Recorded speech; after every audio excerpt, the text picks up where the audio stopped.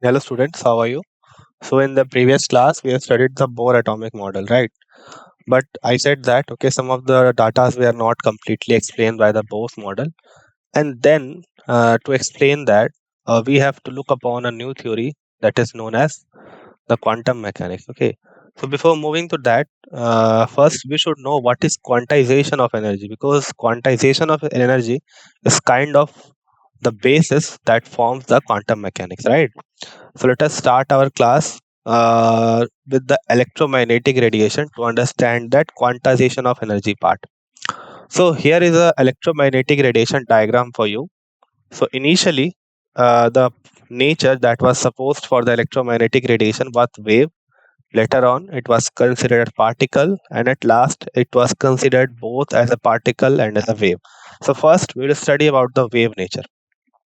So they were considered as the combination of, say, electrical and magnetic field. Means the electromagnetic radiation were considered as the combination of electric field and magnetic field, and these electric field and magnetic field are perpendicular to each other, means they propagate in perpendicular direction or in perpendicular plane. So this is the, so suppose this is z axis, x axis and y axis.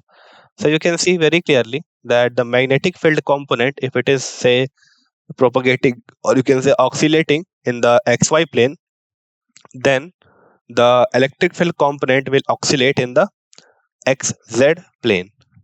See, you can see very clearly that is the xz plane and this is xy plane. Now their uh, plane of oscillation is different for both of this and are perpendicular to each other, and the direction of propagation is perpendicular to these three. Means if it is oscillating along z axis, if electric field is oscillating along z axis, magnetic field is oscillating along y axis, then the light is moving along x axis. Means these three are mutually perpendicular to each other. Clear? Okay. Now this whole setup is called as the electromagnetic radiation. So electric field, magnetic field, and radiation. So electromagnetic radiation or electromagnetic waves.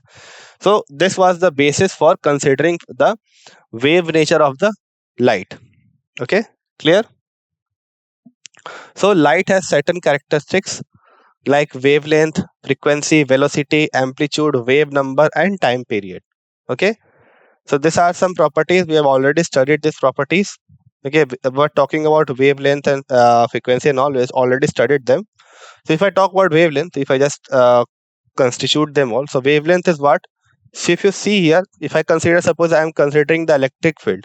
Okay, the electric wave, then the distance between these two maxima or the distance between the two minima is called as the wavelength. So this is maxima is called as crest and the minima is called as trough. So distance between any two consecutive crest or to any consecutive trough. Consecutive means you cannot take the first, suppose second is this and the third will be formed here again. So you cannot take the distance between the first and the third. You can take the distance only between the first and second, second and third, third and fourth. So consecutive crest or the trough we are talking about, right? Next is what? Frequency. So the time taken to move from here to here. Suppose you are on a boat, right? Or you can say we are on a boat and this is a kind of a river. So if you are going from here to here, you have enough kinetic energy for going to here, from here to here. So the time required to move from this crest to this crest is called as time period. Okay, and that is called as one complete oscillation. Now suppose 10 such complete oscillations are possible in 1 second. Okay, what I am saying, that 10 such complete oscillation are possible in 1 second. So that time is called as frequency, or you can say the number of oscillations, the number of complete oscillations in 1 second is called as frequency, and the time required to complete one oscillation is called as time period. So this both thing are what? Inversely proportional to each other. So t is equals to 1 by nu, or nu is equals to 1 by t. What is velocity? Simple.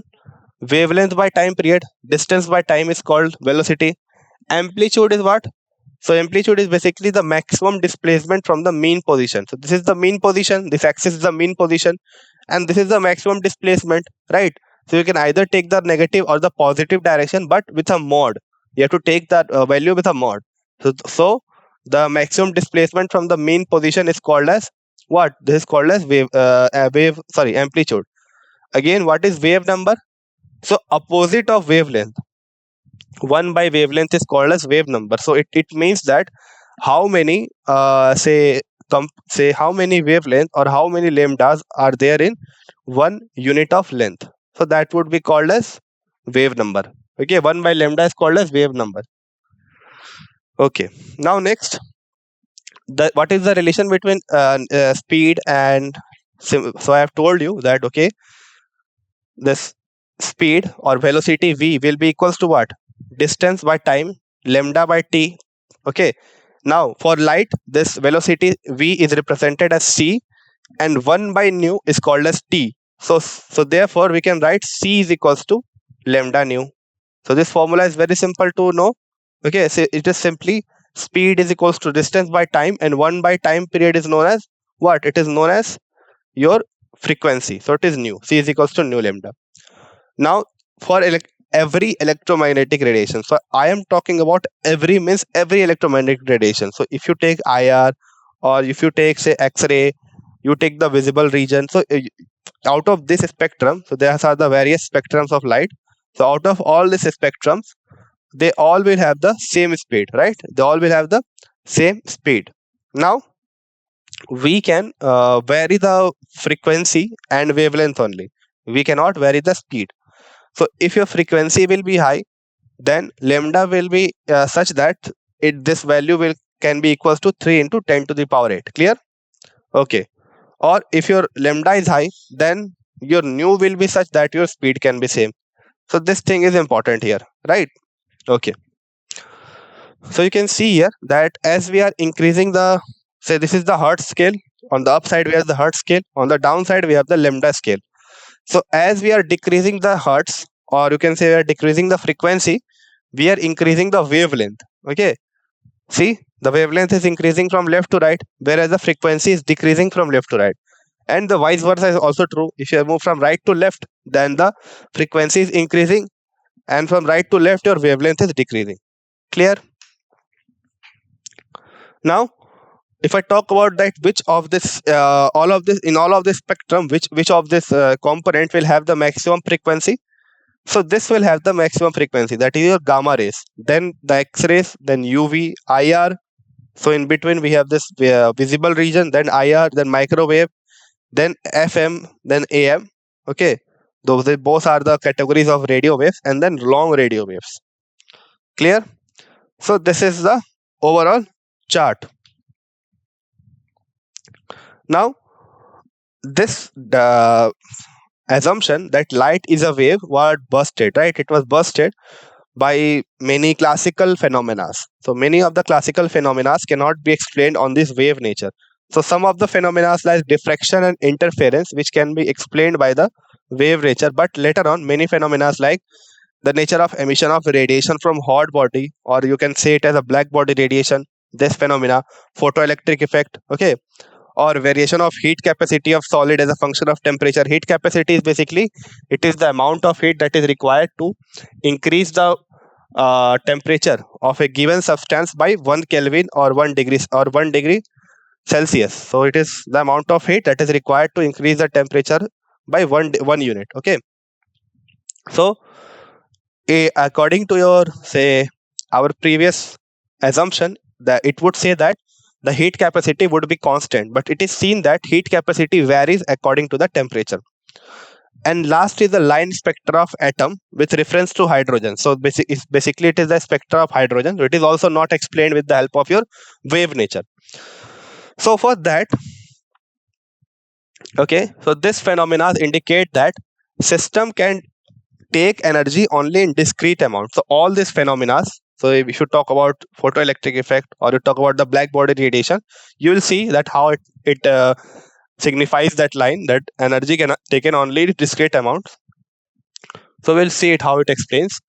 So this was the difficulty. So this wave nature could not account for why is this discrete amount of energy is say discrete amount of energy can be emitted or radiated, right? Because according to wave, so if you take the wave nature, the spectrum that would be observed should be what? It should be continuous and it cannot be discrete.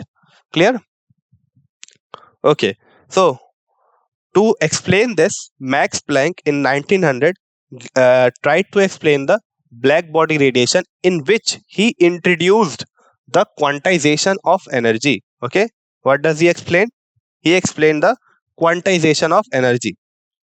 So first, let us just try to understand that what is this emission of light from a hot body, okay, or black body radiation. So if you must have seen heating a rod, iron rods. If you just take and heat a rod, then you will see after its temperature rises, it appears to be red. Okay, it appears to be red. Means initially it was emitting say different color, right? Then after some time it started to emit red color. Okay, it started to emit red color. Now if you just heat it further, then you will see that it will start to emit blue color. So this color is changing at high temperature. An appreciable proportion of the radiation is visible in the visible region is obtained. So initially red color, then blue color. Okay, and as this temperature goes on increasing, it turns white. Okay, so first it become red, then it become white, and then it becomes blue. So in between these, it does not emit every time of spectra. Okay, you can see that we are jumping from one source to another, right? So we are not getting a continuous spectrum here. Clear? So according to wave gear, we should get a complete spectrum, or according to your wave nature, we should get a complete spectrum. So there should be a proper transition. But we are jumping from directly from say red to white and white to blue. In between we have more colors, but we can't see those. So which kind of says that okay, we have kind of quantization of energy. Only certain amount of energy can be absorbed or can be emitted, right? Okay. Now there is one more ideal thing that was developed to explain this. Okay, so something called black body was assumed. Okay, so it was assumed that a black body can exist. So what is basically black body? So black body is something which can emit and which can absorb any type of radiation. So this is something unique. So if you just look at any object, so it becomes visible or it shows some color because it can emit. Okay, it can emit that radiation only, or it can absorb and emit that radiation only. So that is the reason if something is appearing blue, means it is emitting blue radiation. If you have something is visible, say it is yellow, then it is emitting yellow radiation. But black body is something which can absorb and emit each radiation, right? So if you just throw a spectrum of light on it, then on the aisle side you will not observe any color. It will absorb each and every spectrum of light. Clear? Okay, so that is called something called black body. Now if you just heat it, or if you just see it, so since it is emitting no color, so that is the reason it is appearing black. And at the same time it is absorbing also each and every spectrum of energy. But in practice there is no such body. Okay, no such body exists in practice. But a carbon black can be a good approximation to it, but it is not also but it is not completely ideal. Okay, it is not completely ideal. So if you just think about the black body, that it can be constructed in this way, right?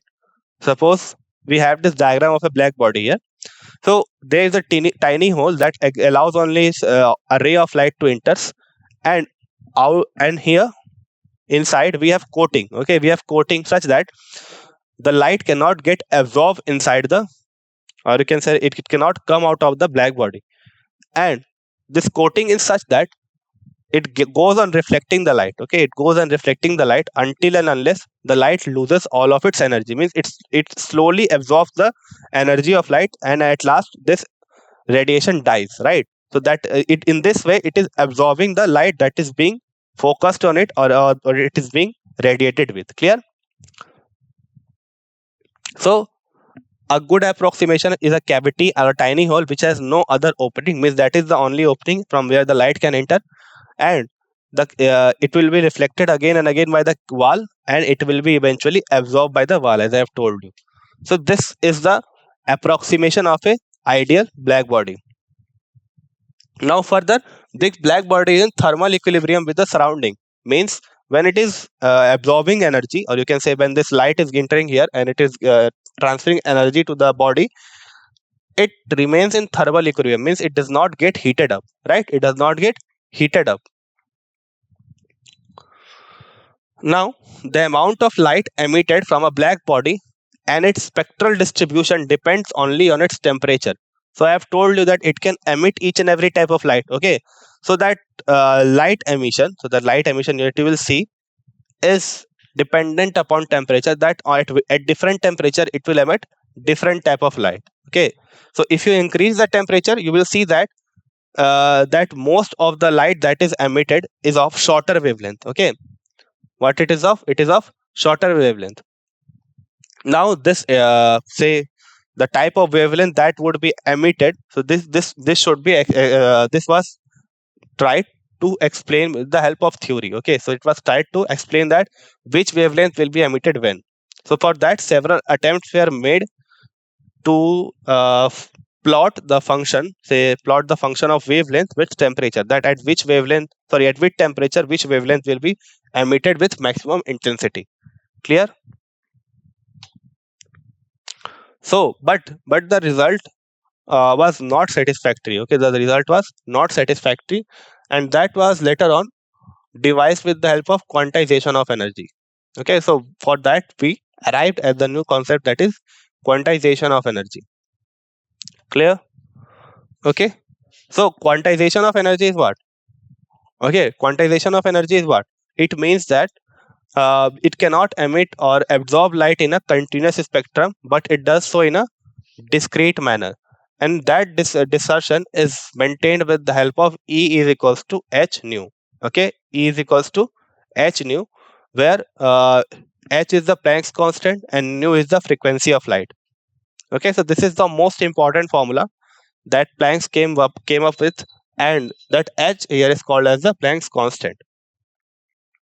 So here is the formula, and here the value of h is 6.626 into 10 to the power minus 34 joule second. So unit is very important here. So if you just put this here, this value, if you put it here, then this second and per second would get cancel out, and you will get the energy in terms of joule. Okay, so this value is for finding the energy in terms of joule. Now similarly, if n is equals to 1, means if there is one photon, then the energy will be h nu. If there are two photons, then energy will be 2 into h nu. If there are no photons, then n is equals to 0. That will give you energy of 0. Okay, similarly 3 h nu, and in this way we can find the number of protons if we are having the frequency that is related to our light. Clear? Okay, so here you can see that a kind of quantization is observed. So if you see that the difference between 2h nu and h nu, you will not see any light that can be emitted in between these two. Okay, so either it will be h nu, or either it will be 2h nu. Okay, it cannot be half h nu. So the point here I am trying to make is that there is no continuous spectrum here, right? So in between h nu and 2h nu, there are many energy levels that are possible, but we only see these quantized energy levels. So this is called as what? This is called as quantization of energy. Clear? So you can think of it in a way that suppose you are walking, right? You are walking on a plane, and you are not walking continuously. Suppose you are moving from left to right. Okay, so you are going from left to right, then you will not be observed on every and each part, right? You will just be transformed from one place to another place, then here to here, right? So you are going from one place to another without being observed in the middle. So this is something strange that was put upon by Planck. Okay, so he said that okay, we can't see the light in between, or we cannot see the energy in between, but there is energy on the aisle side. Means if you can see it on the left, you can see it on the right, but it is not observed in the middle. Clear? So this is called as quantization of energy. Okay, so if I talk about Max Planck more. So he was a German physicist who received PhD in theoretical physics from University of Munich in 1879. Okay, and in 1888 he was appointed the director of Institute of Theoretical Physics at the University of Berlin. Right. So he also got the Nobel Prize in 1918 for his quantum theory, or you can say the quantization of energy.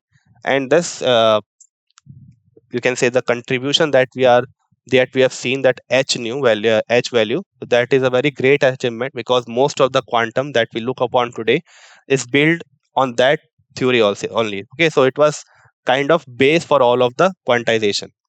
Clear? Okay. Now we have seen the wave nature. We have tried to explain some of the phenomena like the diffraction and interference with the help of wave nature. Now, some of the phenomena like the photoelectric effect, they cannot be explained on the basis of the wave nature. For that, we arrived at a new nature that is called as particle nature, right? So we will talk about it more. See here. So here is a diagram for you of photoelectric effect. Sorry, the diagram to observe the photoelectric effect. So here we have a battery. Okay, here we have a battery, and in between we don't have anything. There is a vacuum. Okay, and here is an emitter to detect the current, and this tube is sealed here. Now a detector is put upon the left side, or you can say on the positive potential, and on the negative potential we have the metal surface. So this metal can be cesium. Okay, so why it is cesium I will tell you later on. So cesium is most preferred in this metal surface. Now what we will do, we will just radiate this metal surface with a light. Okay, and what will happen after some time, although there is vacuum in between, or we can say the circuit is incomplete, but still we will see a deflection in the emitter, which says that okay, some current is being flown through the circuit. So to explain this, the particle nature was devised. Okay, so what it says that okay, so we have light. So light is present in the terms of photons, means we are thinking light as particles that are called as photons. Now these photons will come and strike the metal surface. As soon as it strikes the metal surface, it will transfer its kinetic energy to the atoms of the metal that are present at the surface. Now these atoms will gain energy, and they will go on to the excited state, and in that process it will release electron. Now here what we have to do, we have to take out electron from an atom. So we will need such a element which has the least amount of ionization enthalpy, and for that reason we have taken cesium, right? Because cesium is kind of falling in the first series. Okay, they are alkali metals, and alkali metals gain the noble gas configuration upon losing one electron. Also, since cesium has the largest size in the alkali, so for that reason it will have the least ionization enthalpy. So they can be means their electron can be plucked out easily with the help of even low frequency. So for that reason we are using cesium here. So as soon as this light strikes the surface of the cesium, this emits energy, and this detector catches that electron, and now this electron goes through the circuit, and therefore we can see a deflection in the emitter. So in this way the particle nature was used to explain the photoelectric effect. Now there are many points related to photoelectric effect. We will see them. So first of all, as I have told, that the electrons are ejected from the metal surface as soon as the beam of light strikes on the surface, and there is no time lag between, means as soon as the light strikes the surface we see the current. So this indicates that the light is of course showing some particle nature. Second thing, the number of electron ejected is directly proportional to the intensity of light. So this thing is very, very important here. So if you increase the intensity of light, it doesn't mean that you are increasing the energy of the photons. You are just increasing the number of photons. Okay, so the number of photons that is striking the metal surface will increase, but their energy will not increase.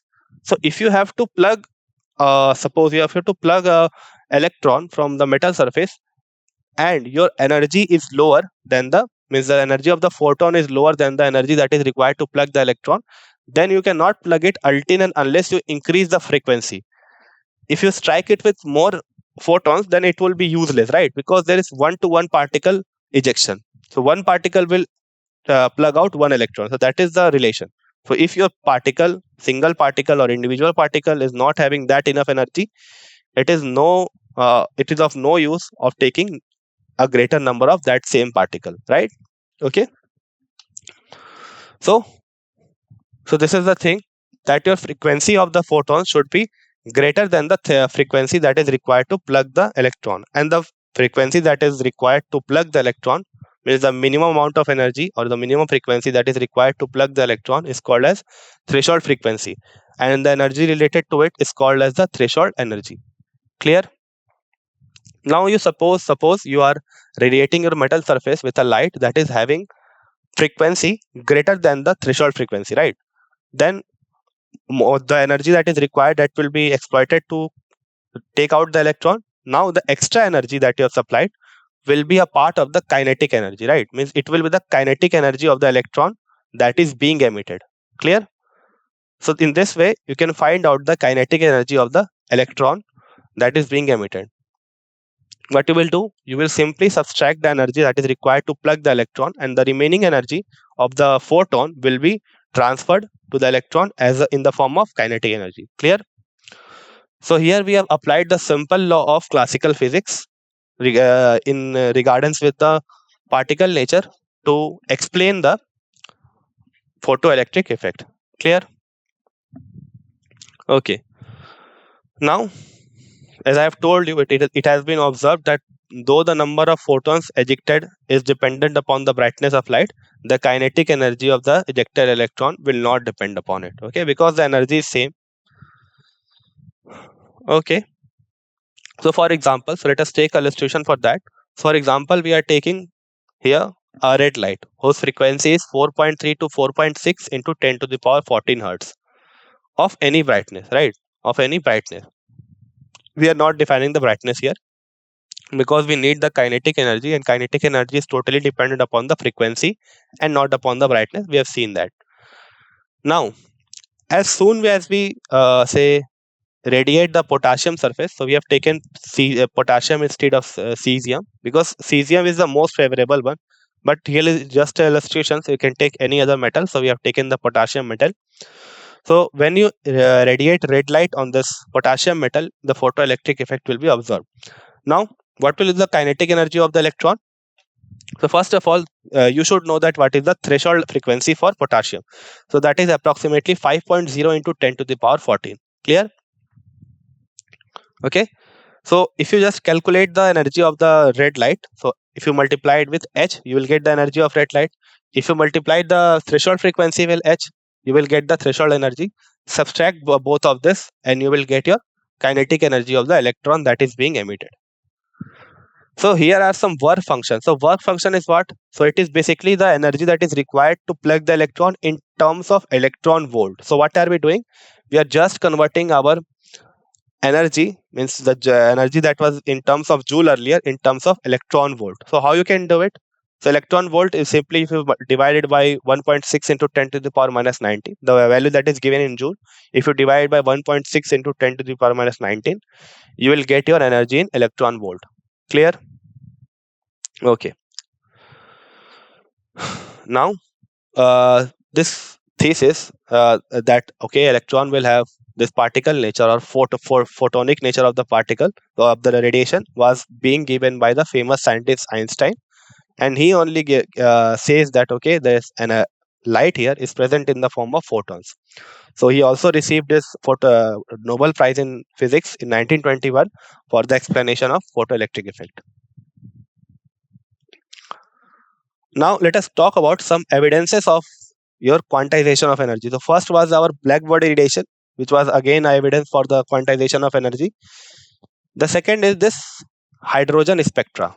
Okay, second is it hydrogen spectra. So this just atomic spectra of hydrogen. So when you pass a white light through a prism, you will obviously observe a continuous spectra. But if you just pass this same white light through a atom, then you will observe a discrete spectra, means some of the radiation of the white light have been observed or absorbed, and that is in the discrete form. So if you talk about the visible light, so it spans the frequency from 7.50 to 10 to the power 14 to 4 into 10 to the power 14 hertz. So from violet to red. So you know the series, that is Vibgyor, violet, indigo, blue, then green, yellow, orange, and red. Clear? So this is the spectra of the your visible region, right? So let us talk about atomic spectra more and more. So what do we do in atomic spectra? So there are two types of atomic spectra: emission and absorption. So as I have said earlier, you are irradiating your atom with a light. So the spectrum means the part of the spectrum will be absorbed by the atoms, right? And the part which is left, that is being observed on a detector. So that is called the absorption spectra. Now, after the particles receives energy from this radiation, they get excited. Okay. Now, since you know that they are not stable in excited state, so they come back to the ground state, and during that transition, they will emit light, and that is called as emission spectra. So these are the two types of spectra. First is absorption spectra, and second is emission spectra. Now, in your say syllabus, most of the spectra is related to emission spectra. So we will get back to this emission spectra of hydrogen. So after the wavelength of the emitted is measured at the sample gives of the absorbed energy, and absorption spectra is photographic negative of an emission spectrum. So what is the meaning of this negative of the emission spectrum? So the light that has been emitted will be complementary to the light that will be emitted, that will be absorbed. So they both of these lights, or you can say the both of the frequency, are complementary to each other. Okay. Now, the study of emission and absorption spectra is called a spectroscopy. So there are various types of spectroscopy like iris spectroscopy and your HNMR spectroscopy, and there is your say infrared spectroscopy, right? So that at IR only, NMR spectroscopy, Raman spectroscopy. So all of the spectroscopies methods are totally based upon your emission and at the absorption spectra. Clear? So this light emissions, as I have told, are only of specific wavelength, and they are having dark patches in between, right? So they are saying that okay, we cannot absorb or emit light in a continuous way. We do it in a discrete way. So each of the element that you will see will have a unit spectra, and that will be used to identify that element in proper. Clear? So Robert Benson was the first one to identify the element with the help of line spectra. So we'll talk about more hydrogen spectra now. So talking about hydrogen spectrum, so what happens here? So a light is emitted by a sample. So suppose what is done here, that suppose your hydrogen specimen is here. Okay, so this is your setup. So your excited sample is present here, and it is emitting light. Now this light is passed through this slit such that it goes and strikes the prism. After that, it strikes the prism. This light gets, you can say, it gets spread out into three to four types of patches. Okay, so this is the emission spectrum that we have here. Clear? Okay. Now the sample that is being taken here is hydrogen. So we are taking hydrogen here. But what do we do? The sample we take, it contains an enormous number of atoms. Although we can do it with a single atom also, but it is not possible to take a single atom. So we take a enormous number of atoms. Right? And why do this transition is observed, or why this energy is released? Because the transition is done from a higher state to lower state, and in that process, for the conservation of energy, we release some energy in the form of radiation. Clear? And this is specific to every other element. Means if you see a hydrogen spectrum, then it will be totally distinct from the hydrogen. If you see a spectrum, emission spectrum, then it will be a totally different from the spectrum of other element. Means they are kind of prints. Okay, they are kind of footprints, or you can say fingerprints, that cannot be similar for two different atoms or two different elements. Clear? Okay.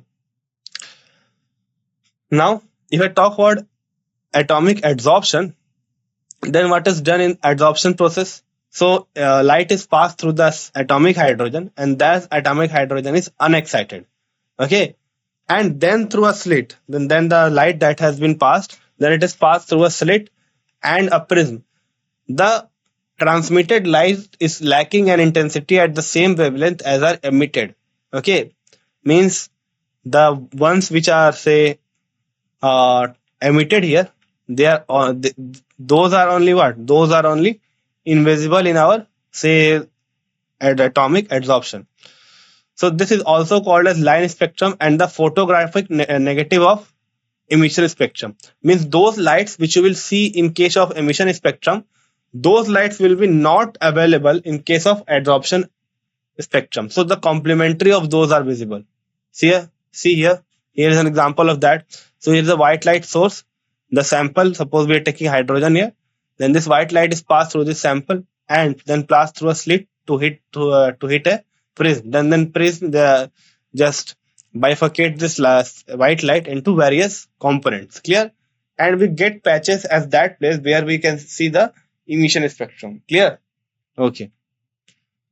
Now, here's the formula that we have for different transition, because we said that the molecule is going from a excited state to lower state. Means there are transition taking place for electrons from higher energy state to a lower energy state. Now we have to quantify it, right? Suppose we are the final n, means the one where the transition is taking place, okay, that is taken n1, and the one where the transition has started from, it is taken as n2. The formula is wave number. For wave number, if you count out, it will be 109677 1 by n1 square minus 1 by n2 square, and this 10967 is known as Rydberg constant. Now this same value was almost there for the Bohr's hydrogen, which he calculated with the help of purely theoretical attempt, right? But here it is the experimental data. So that is the reason why Bohr's for atomic model is so significant. Now, if you talk about the different series, so there are different series that is dependent upon the n1 value. So if your n1 value is 2, then we call them as what? Then we call them as Balmer series. Okay. So what are we saying? Say in here initially we have n1 square. So in place of n1 square, if we just place 2 square here, then this wave number, okay, then this wave number will be what? Will be related to the Balmer series. Clear? So n1 will be equals to 3 and n2 will be equals to 3 or greater than 3. Now this is the only series, means the Balmer series is the only series in which the light that is emitted is visible through the naked eyes. Whereas in all the other series, you will see that the light is not visible also. So here is the series. So if the n1 is 1, then we call as Lehman. n1 is 2, Balmer 3, Paskin 3, 4, bracket, and 5 Pfund. Means Lehman, Balmer, Paskin, bracket, Pfund. So this is the order where we start from n1 is equals to 1 to n1 is equals to 5. Whereas n2 can be 2, 3, means greater than 1. Similarly for Balmer, n2 will be greater than 2. For Paskin, n2 will be greater than 3. For bracket, n2 will be greater than 4. And for Pfund, also the bracket will be greater than 2. Clear? Okay. So these are the various series that is based upon the n1 value. Clear? Now the same thing is mentioned here, that the hydrogen poses the most straightforward spectra of the every element. Atomic spectra become increasingly complicated for heavier elements. So we can do it easily for hydrogen, but as we move to higher or heavier elements, we do not see any such thing. Clear? Because it is very complex to study. Now here is a diagram of what I was saying. So if n is equals to 1, or you can say n1 is equals to 1, then it is Lehman series, right? Means the transition is started from any other state to final state, which is 1. Means 1 is fixed for all of those. Similarly, if if n1 is 2, means all the transition will start from wherever they want, but they will end at n2. Similarly for Paskin, the end will be at what? The end will be at 3. Okay. Lehman, Balmer, Paskin, bracket, Pfund. So bracket, it will have n will be equals to 4, and Pfund, it will be equals to 5. Clear? Okay. So this is the transaction of the electron in the hydrogen atom. Okay. So with this, we have completed the electromagnetic radiation. Thank you.